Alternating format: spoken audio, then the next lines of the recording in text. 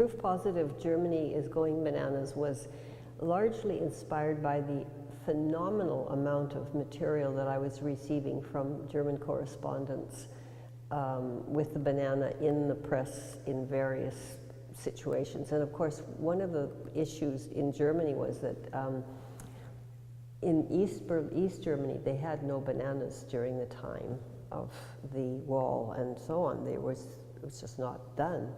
And so when the wall came down, which was after, was it after the Proof Positive? No, it wasn't. The wall came down.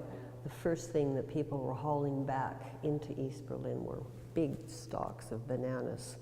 And so all of this was covered in the material that I was receiving. Then the outstanding contributor in Germany was a man called PLG, Peter L. Gross. And I just think he must have looked at every piece of media that was going and sent me these materials. So it became a buildup of, well, my God, look at all this stuff, the bananas in Germany, in advertising and in the newspapers. Of course, a lot of it I couldn't understand. But anyway, the banana was very prevalent. So it seemed to me that I had a case to present, which was that Germany's going bananas. And how I presented the case was that I took the magazine articles, newspaper stories, and blew them up to 11 by 17, so they were pretty legible.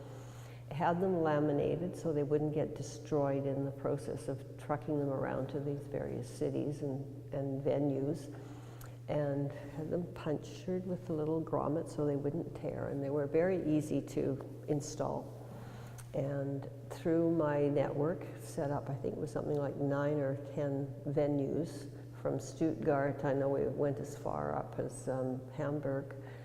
And when I had the venue, then I would set up, whatever the situation was, set up all of these. There was over 100 of these newspaper and magazine articles. And so I would introduce the project, sometimes in German, sometimes somebody would speak for me. Basically that this was my case, here it is, have a look at these 100 stories and you tell me that Germany isn't going bananas. And so then I invited them to do the 2 tests that I had constructed. I love doing tests, like making them up. One is the Rorschach banana peel test. So it's a parody of the ink blot, the Rorschach ink blots. And I have 12 black background cards with banana peels in various configurations, and then a response form for the people to see what they could see in these things. And they had lots of butterflies and flowers and things came out of that interpretation. And the other test was a parody of the MMPI, which is the Minnesota Multiphasic Personality Inventory. And it's actually 400 items in that test. And in my test, I took 200 items from that. And in about half of them, I changed one word in the sentence to banana. I feel nervous when I come into a room full of people. I feel nervous when I come into a room full of bananas, and so on. And then there was the judging. Was it strongly agree, slightly agree, neutral, slightly disagree, strongly disagree? So they checked all, it was very official looking forms, 200 items. And I gave people a degree of bananology who had participated in it.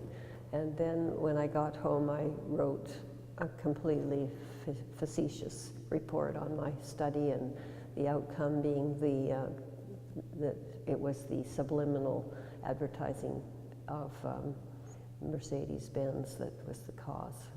The banana that divides into 3 segments, and there's a whole biological or botanical explanation for that. And I don't know if you know, bananas do not reproduce. They only grow from the corm. They don't produce a seed that's viable. And so anyway, so that was how people participated in the event. And then I sent copies of my report to a few people. But I acquired so much material along the way. And I even had like banana things happening in different cities that had nothing to do with me. In Mannheim, they had the day of the Museum of Work, and here's one thing is all about banana packaging.